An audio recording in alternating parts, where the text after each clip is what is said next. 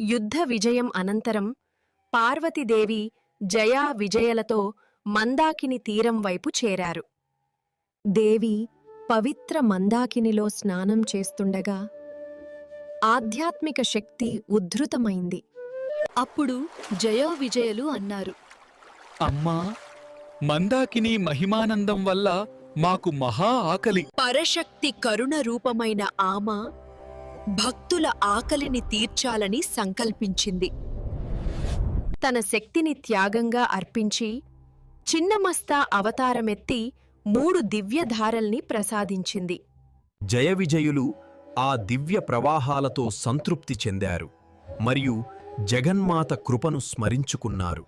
అన్నపూర్ణ స్వరూపిణి అయిన ఆమె స్వయంగా కూడా ఆ శక్తిని పూర్ణత్వంగా స్వీకరించింది.